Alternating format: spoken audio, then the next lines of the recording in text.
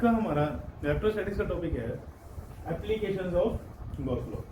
इससे पिछले लेक्चर हमने गॉस लॉ के बारे में पढ़ा था, अब पढ़ते हैं उसकी एप्लीकेशंस। तो पहली एप्लीकेशन जो हम डिस्कस करेंगे उसकी, that is electric field due to infinitely long charge wire, uniformly charge wire. First application होगी ये। Second application, electric field due to infinitely long charge sheet. Third application जो डिस्कस करेंगे हम पढ़ेंगे electric field due to uniformly charge spherical shell.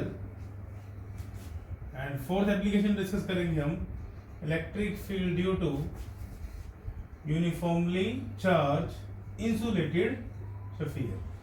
तो इस application में हम गॉस लॉ की एप्लीकेशन में हमें 4 एप्लीकेशन डिस्कस करेंगे इस चैप्टर में। तो वन बाय वन सबको एक्सप्लेन करेंगे, बट इससे पहले कुछ टेस्ट बताऊंगा जो किसी भी एप्लीकेशन के लिए क्या होंगे, सेम। अगर वो स्टेप फॉलो करोगे तो डेरिवेशन क्या हो जाएगी, बहुत ज्यादा इजी। अब बात करेंगे वो स्टेप कौन से हैं। तो पहला स्टेप है selecting select a Gaussian surface. मतलब एक एप्रोप्रिएट गॉसियन सरफेस सिलेक्ट करनी है according to the charge distribution. इसके बारे में हमने डिस्कस किए थे पिछले लेक्चर में कि कौन कौन से पॉइंट होने चाहिए। पहला point, it must enclose charge. Second, it must be symmetric about charge. Next, electric field must have same value over Gaussian surface। and last, theta मतलब angle between electric field and area vector over the Gaussian surface must have value 0 और 90 degree. तो ये step ध्यान रखना जब भी। और last, Gaussian surface must pass through the point where we want to find the electric field। मतलब Gaussian surface वहां से पास होनी चाहिए जिस पॉइंट पे हमने इलेक्ट्रिक फील्ड की वैल्यू निकालनी है। तो ये सारे पॉइंट ध्यान रखना बाय सिलेक्टिंग अ गॉसियन सरफेस। नेक्स्ट पॉइंट, जो नेक्स्ट स्टेप करना है, निकालना है charge enclosed by Gaussian surface कि Gaussian surface में कितना चार्ज आएगा। Third step, find flux through Gaussian surface कि Gaussian surface से कितना फ्लक्स निकाल आ रहा है उसकी वैल्यू निकालो। And fourth step, apply Gauss law. मतलब क्या था Gauss law, phi is equal to closed surface integral of electric field is equal to q by epsilon naught, where q is charge enclosed by Gaussian surface। तो कभी भी कोई भी application लगाओगे Gauss law की तो ये सारे स्टेप ध्यान रखना। कौन कौन से, पहला एक गॉसियन सरफेस सिलेक्ट करनी है जिसकी ये प्रॉपर्टीज होनी चाहिए। सेकंड स्टेप, निकालना है चार्ज कितना एनक्लोज किया। थर्ड, उस गॉसियन सरफेस से फ्लक्स कितना पास कर रहा है। नेक्स्ट, गॉस लॉ को अप्लाई कर देंगे। तो ये सारे पॉइंट फॉलो करोगे तो जो डेरिवेशन है that will be very easy. तो इसके बाद हम फर्स्ट डेरिवेशन पे आएंगे, that is electric field due to infinitely long charge wire. तो पहली एप्लीकेशन डिस्कस करते हैं, electric field due to infinitely long charge wire. This is uniformly charge wire. मतलब जो चार्ज डिस्ट्रीब्यूशन है वो थ्रू आउट द वायर क्या होगा, सेम। अब हमने सपोज किया कि एक वायर है, उस पे पॉजिटिव चार्ज है, नेगेटिव भी ले सकते हैं पॉजिटिव भी ले सकते हैं, कोई गिवन नहीं है तो हम पॉजिटिव ले लेते हैं। और ये वायर कहां तक है, ये इनफाइनाइटली लॉन्ग है, मतलब यहां भी इनफाइनाइट तक और यहां भी इनफाइनाइट तक। तो अब वायर की लेंथ क्या इनफाइनाइट, तो इस पे जो चार्ज होगा वो गिवन नहीं होगा क्योंकि चार्ज भी क्या होगा बहुत ज्यादा। तो इन केस में अब जब वायर के ऊपर चार्ज हो तो कौन सी डिस्ट्रीब्यूशन होती है, हमने पढ़ी थी ना 3 तरह की कॉन्टिन्यूअस चार्ज डिस्ट्रीब्यूशन।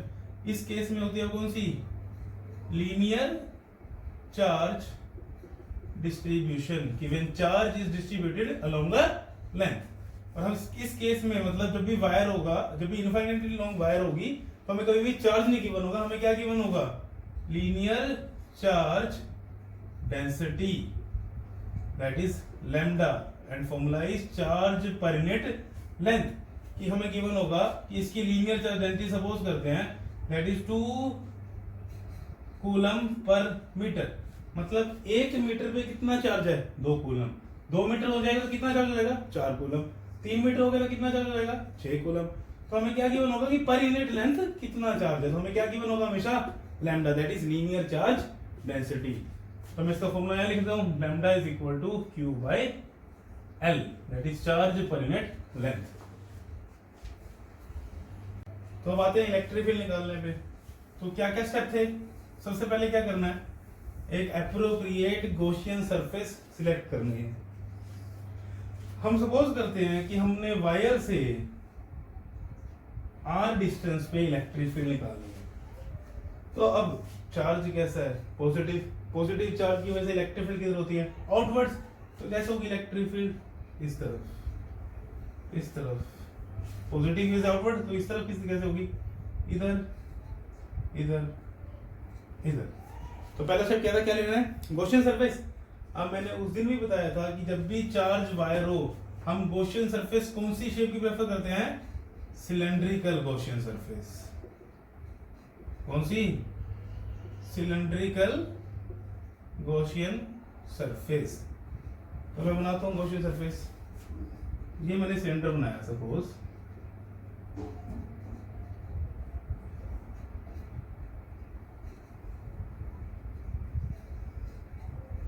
जिसकी रेडियस कितनी दी मैंने, सिलेंडर की रेडियस r, जिस डिस्टेंस पे वो निकालना था इलेक्ट्रिक फील्ड वही रेडियस दी हमें सिलेंडर की, और इस सिलेंडर की हमने लेंथ कितनी ले ली, सपोज L। तो पहला स्टेप हो गया हमारा कि हमने क्या किया, एक एप्रोप्रिएट गॉसियन सरफेस सिलेक्ट कर ली, और कौन सी शेप की ले ली, सिलेंड्रिकल शेप की। और गॉसियन सरफेस क्या होनी चाहिए, चार्ज एनक्लोज करनी चाहिए, तो चार्ज को एनक्लोज कर रही है। सिमेट्री होनी चाहिए अबाउट चार्ज, सिमेट्री है इसके अबाउट। थर्ड, सरफेस इससे पास होनी चाहिए, किससे, जिस पॉइंट पे निकाल रहे हैं पास हो रही है। और इलेक्ट्रिक फील्ड की वैल्यू वो देखते हैं अभी कि सेम है, एरिया वेक्टर के साथ एंगल सेम है या नहीं है। तो पहला स्टेप हमारा हो गया। सेकंड स्टेप क्या था, क्या निकालना है, charge enclosed by Gaussian surface, कि गॉसियन सरफेस के अंदर कितना चार्ज एनक्लोज किया, उसको मैं लेता हूं कितना, Q। अब देखो इसकी लेंथ कितनी है, L, हमें क्या गिवन होता है, lambda, that is charge per unit length. अब तो यहां से चार्ज की वैल्यू क्या आ जाएगी, Q की वैल्यू क्या आ जाएगी, लैम्डा L। तो कितना चार्ज एनक्लोज किया, Q is equal to lambda L। इतना चार्ज है इस गॉसियन सरफेस के अंदर, क्योंकि इसने सिर्फ यहां से लेके यहां तक ही चार्ज एनक्लोज किया, बाकी इस गॉसियन सरफेस क्या है, बाहर है। तो हमने सेकंड स्टेप भी कर दिया, हमने चार्ज निकाल लिया, कितना एनक्लोज किया है गॉसियन सरफेस ने, तो हमने Q कितना निकाल दिया, लैम्डा L। अब इसके बाद देखेंगे फ्लक्स निकालेंगे।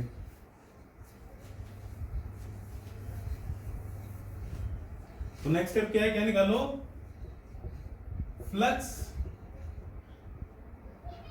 Through Gaussian surface. क्या फॉर्मूला पढ़ा है फ्लक्स का हमने, फ्लक्स का हमने फॉर्मूला पढ़ा है integration of E dot ds, और I can say E ds cos theta, where theta is the angle between electric field and the area vector। ये सर्कल किस लिए है, ये वाला circle, because electric field surface integral क्या है, over the close surface. अब देखो इसके पास, इस सिलेंडर के पास जो हमने गॉसियन सरफेस ली थी, कितनी सरफेस है, एक तो ये फ्लैट सरफेस S1, एक ये कर्व्ड सरफेस S2, एक ये दूसरी फ्लैट सरफेस S3। अब देखते हैं कि तीनों सरफेस पे इलेक्ट्रिक फील्ड का एंगल जो है वो एरिया वेक्टर के साथ सेम है या डिफरेंट है। कि फॉर्मूला फ्लक्स निकालना है हमने, तो पहले बात करते हैं टॉप फेस की, मतलब ये वाला फेस कि सपोज ये सिलेंडर लिया है तो इसका ये ऊपर वाला फेस की बात करते हैं। अब ऊपर वाले फेस पे किसी पे भी एरिया वेक्टर लेना तो वो किस तरफ होगा, अपवर्ड्स। किसी भी पॉइंट पे ले लो, एरिया वेक्टर किस तरफ आएगा, हमने पढ़ा क्या क्लोज सरफेस की वजह से इलेक्ट्रिक जो एरिया वेक्टर है दैट इज नॉर्मली आउटवर्ड्स। तो इस पॉइंट पे नॉर्मली आउटवर्ड मतलब ऊपर की तरफ, तो नॉर्मली आउटवर्ड सपोज मैं यहाँ बनाता हूँ एरिया वेक्टर छोटा सा, तो किस तरफ आएगा वो, इसको रब कर देता हूँ मैं, तो किस तरफ आएगा, इस तरफ आएगा इसका एरिया वेक्टर। किसी भी पॉइंट पे ले लो एरिया वेक्टर किधर आएगा, अपवर्ड। पॉजिटिव की वजह से इलेक्ट्रिक फील्ड किधर है, आउटवर्ड्स, तो इलेक्ट्रिक फील्ड इधर होगी। इलेक्ट्रिक फील्ड और एरिया वेक्टर में एंगल कितना हो गया 90 डिग्री। मतलब S1 पे कोई भी पॉइंट ले लो, इस सरफेस पे कोई भी पॉइंट ले लो, इलेक्ट्रिक फील्ड आउटवर्ड्स है, आउटवर्ड हर डायरेक्शन में आउटवर्ड होगी इसके, मतलब यहाँ इससे हर डायरेक्शन में आउटवर्ड्स निकल रही है, मतलब कि इस ऐसे भी हो सकती है, ऐसे भी हो सकती है, ऐसे भी हो सकती है, हर पॉइंट पे ऐसे हो सकती है। इसका एरिया वेक्टर किधर है, ऊपर, तो एरिया वेक्टर ऊपर, इलेक्ट्रिक फील्ड ऐसे, तो थीटा कितना हो गया 90। तो हर पॉइंट पे S1 के इलेक्ट्रिक फील्ड में और एरिया वेक्टर में एंगल कितना होगा 90। अब बात करते हैं S3 के लिए। S3 मतलब कौन सा फेस, नीचे वाला फेस। नीचे वाले फेस में हर एक के लिए एरिया वेक्टर किस तरफ होगा, नीचे की तरफ। कोई भी एलिमेंट ले लो, एरिया वेक्टर किस तरफ आएगा, नीचे की तरफ। इलेक्ट्रिक फील्ड किधर, आउटवर्ड, मतलब किस तरफ, इस तरफ। तो एंगल कितना हो गया दोनों में अगेन 90। देख लो अगर मैं एलिमेंट यहां भी ले लेता हूं तो एरिया वेक्टर किधर, नीचे, इलेक्ट्रिक फील्ड किधर, आउटवर्ड, तो एंगल कितना आ रहा है 90। मतलब S3 के केस में भी E और DS में एंगल कितना आएगा 90। अब बात करते हैं इस कर्व सरफेस के लिए। तो अगर मैं कर्व सरफेस पे सपोज यहां ले लूं एरिया एलिमेंट, यहाँ पे ले लिया इस सरफेस पे, तो इलेक्ट्रिक एरिया वेक्टर किस तरफ आएगा, इस तरफ। इलेक्ट्रिक फील्ड भी किस तरफ है, इसी तरफ। तो एंगल कितना हो गया 0। मतलब in case of S2 angle कितना है 0। किसी भी पॉइंट पे ले लो S2 पे, एरिया वेक्टर भी आउटवर्ड्स, इलेक्ट्रिक फील्ड भी आउटवर्ड्स, तो एंगल कितना हो गया 0 डिग्री। तो क्लियर हुआ कि S1 के केस में एंगल कितना है 90, S2 के केस में भी एंगल कितना है 90, सॉरी S3 के केस में एंगल कितना है 90, और S2 जो कर्व सरफेस है उसके लिए एंगल कितना है 0। तो इस चीज को लिख लेते हैं यहाँ, फॉर सरफेस S1 थीटा कितना है 90 degree. For surface S2 theta कितना है 0 degree. For surface S3 theta कितना है 90 डिग्री। क्लियर हो गया, ये डायग्राम से दिख ही रहा है सबको थीटा की वैल्यू। तो इस चीज को नोट करो, अभी फ्लक्स निकालते हैं इसके बाद।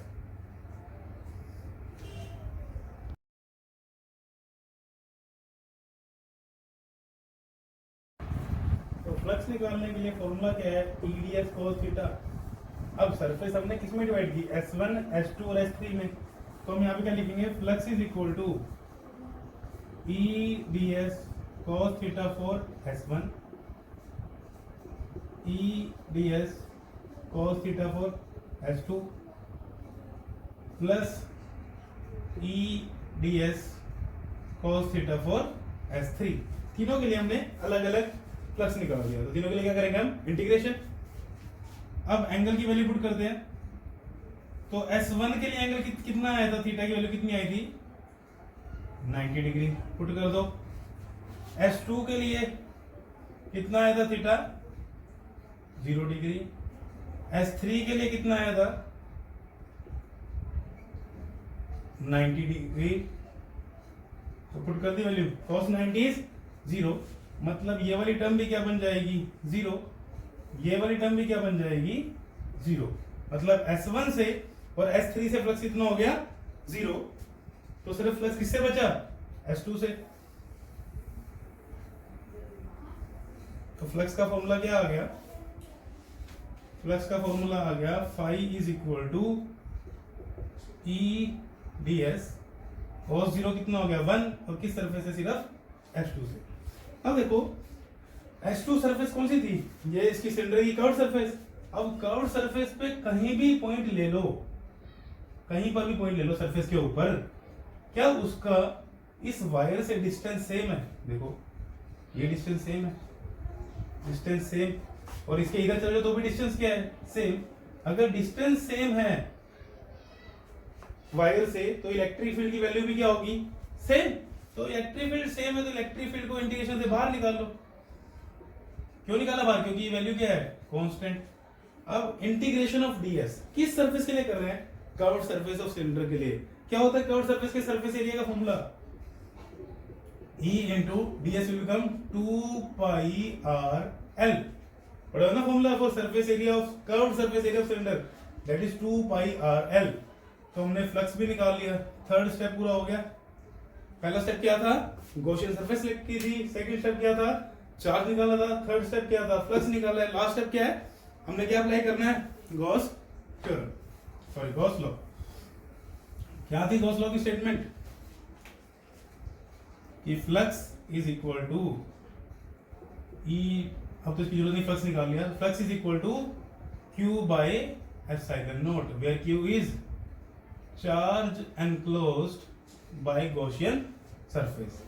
तो फ्लक्स की वैल्यू कितनी आई, पुट कर दो, E into 2 pi R L. Charge enclose निकाला था हमने सेकंड स्टेप में, क्या था, lambda L by epsilon naught. L से एल कैंसिल, तो E क्या आ गया, lambda by 2 pi epsilon naught R. This is the formula for electric field due to infinitely long uniformly charged wire at a distance of r। इस फॉर्मूले को हमने पहले भी डिराइव किया था विदाउट यूजिंग गॉस लॉ, तब बहुत टफ था। तो गॉस लॉ की वजह से ये फॉर्मूला निकालना क्या हो गया, बहुत ज्यादा इजी। गॉस लॉ ने क्या किया, कॉम्प्लेक्स डिस्ट्रीब्यूशन चार्ज के लिए इलेक्ट्रिक फील्ड इजी वे में निकालने का तरीका बता दिया। तो हमने क्या चार स्टेप किए, सबसे पहले हमने क्या किया, एक सिलेक्ट गॉसियन सरफेस सिलेक्ट की अप्रोप्रिएट, जैसे वायर के लिए कौन सी, सिलेंडर। सेकंड हमने क्या किया, चार्ज इनक्लोज्ड बाय सरफेस निकाली। थर्ड हमने क्या किया, उससे फ्लक्स निकाला। एंड फोर्थ हमने क्या किया, गॉस लॉ अप्लाई कर दिया। यही चारों पॉइंट, हम कोई भी एप्लीकेशन डिस्कस करेंगे यही चारों पॉइंट फॉलो करेंगे और इसकी हेल्प से इजीली कोई भी डेरिवेशन हो जाएगी। तो electric field due to uniformly charge wire का फॉर्मूला क्या आ गया, lambda by 2 pi epsilon naught are.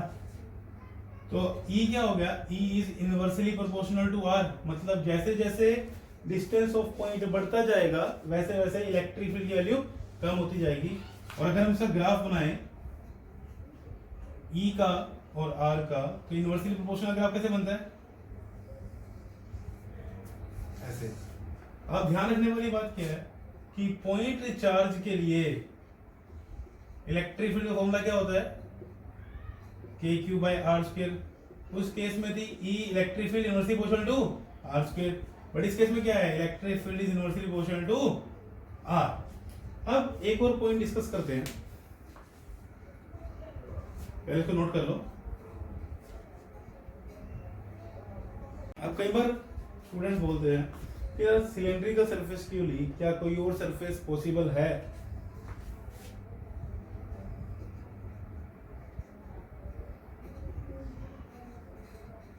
ये वही वायर बनाई है।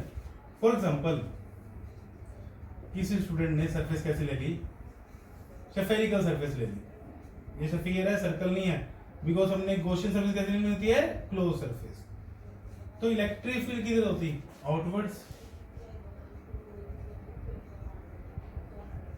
होती है, पॉइंट पे आउटवर्ड्स पॉजिटिव चार्ज है ना। तो अगर मैं यहां बात करता है एरिया वेक्टर की, थोड़ा सा ओवल शेप बन गया बट ये शेफियर है, तो यहाँ पे एलिमेंट लूम है तो इसका एरिया वेक्टर बाहर, इलेक्ट्रिक फील्ड भी बाहर, थीटा कितना हो गया, 0। बट अगर मैं यहाँ की बात करता एरिया वेक्टर लेता तो ऐसे डीएस वेक्टर एरिया वेक्टर ऐसे आता, इलेक्ट्रिक फील्ड ऐसे, एंगल कितना होता, थीटा।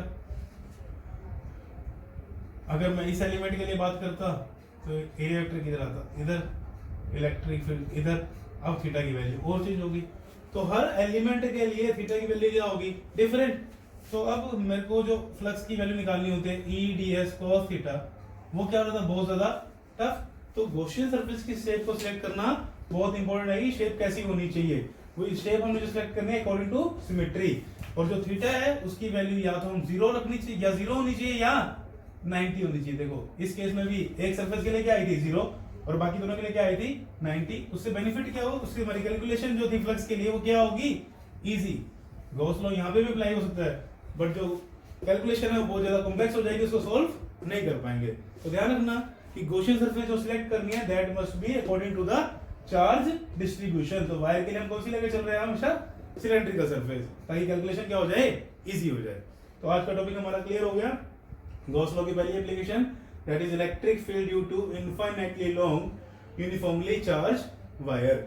तो जो आंसर आया वो किस टर्म में आया, लीनियर चार्ज डेंसिटी की टर्म में। और क्या आंसर आया था, lambda by 2 pi epsilon naught R. इसकी जो सेकंड एप्लीकेशन है due to infinitely long sheet, वो हम इसके अगले लेक्चर में डिस्कस करेंगे।